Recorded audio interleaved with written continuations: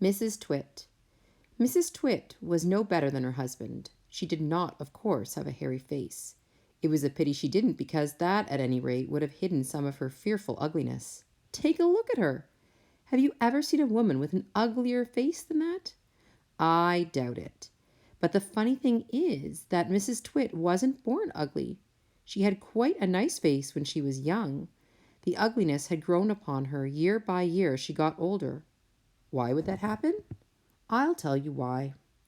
If a person has ugly thoughts, it begins to show on the face. And when that person has ugly thoughts every day, every week, every year, the face gets uglier and uglier until it gets so ugly you can hardly bear to look at it. A person who has good thoughts cannot ever be ugly. You can have a wonky nose and a crooked mouth and a double chin and stick-out teeth, but if you have good thoughts, they will shine out of your face like sunbeams, and you will always look lovely. Nothing good shone out of Mrs. Twit's face. In her right hand she carried a walking stick. She used it to tell people that this was because she had warts growing on the sole of her left foot and walking was painful. But the real reason she carried a stick was so that she could hit things with it. Things like dogs and cats and small children. And then there was the glass eye. Mrs. Twit had a glass eye that was always looking the other way. The glass eye. You can play a lot of tricks with the glass eye because you can take it out and pop it back in again any time you like. You can bet your life Mrs. Twit knew all the tricks. One morning she took out her glass eye and dropped it into Mr. Twit's mug of beer when he wasn't looking. Mr. Twit sat there drinking his beer slowly. The froth made a white ring on the hairs around his mouth. He wiped the white froth onto his sleeve and wiped his sleeve on his trousers. "You're plotting something," Mrs. Twit said, keeping her back turned so he wouldn't see that she had taken out her glass eye. "Whenever you go all quiet like that, I know very well you're plotting something." Mrs. Twit was right. Mr. Twit was plotting away like mad. He was trying to think up a really nasty trick he could play on his wife that day. "You'd better be careful," Mrs. Twit said, "because when I see you starting to plot, I watch you like a wombat."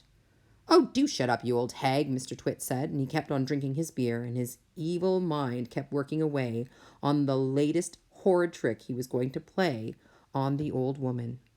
Suddenly, as Mr. Twit tipped the last drop of beer down his throat, he caught sight of Mrs. Twit's awful glass eye staring up at him from the bottom of the mug.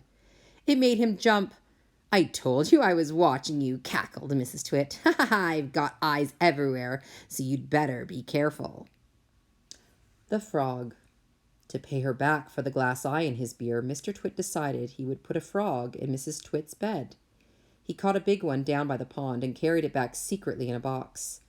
That night, when Mrs. Twit was in the bathroom getting ready for bed, Mr. Twit slipped the frog between her sheets. Then he got into his own bed and waited for the fun to begin. Mrs. Twit came back and climbed into bed and put out the light. She lay there in the dark, scratching her tummy. Her tummy was itching. Dirty old hags like her always have itchy tummies. Then all at once she felt something cold and slimy crawling all over her feet. She screamed. "What's the matter with you?" Mr. Twit said. "Help!" screamed Mrs. Twit, bouncing about. "There's something in my bed." "I'll bet it's that giant skiggly wiggler I saw on the floor just now," Mr. Twit said. "That what?" screamed Mrs. Twit.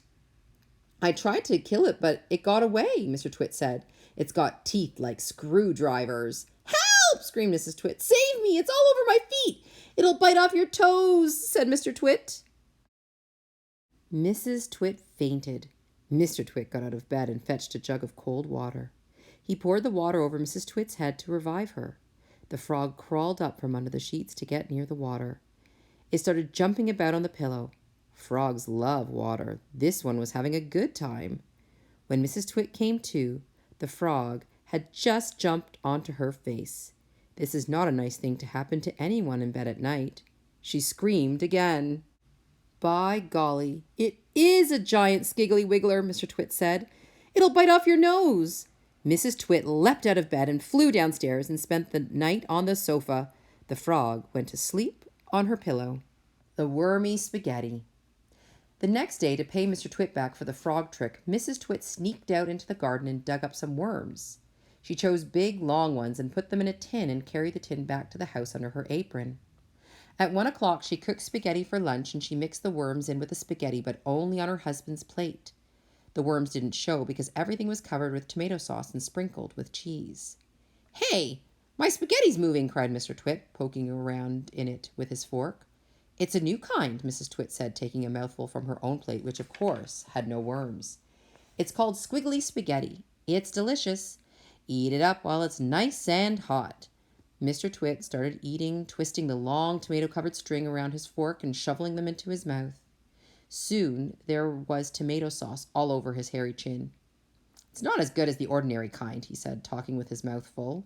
"It's too squishy." "I find it very tasty," Mrs. Twit said. She was watching him from the other end of the table. It gave her great pleasure to watch him eating worms. "I find it rather bitter," Mr. Twit said. "It's got a distinctly bitter flavor. Buy the other kind next time." Mrs. Twit waited until Mr. Twit had eaten the whole plateful. Then she said, "You want to know why your spaghetti was squishy?" Mr. Twit wiped the tomato sauce from his beard with the corner of the tablecloth. "Why?" he said.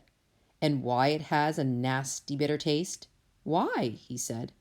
"Because it was worms!" cried Mrs. Twit, clapping her hands and stamping her feet on the floor and rocking with horrible laughter.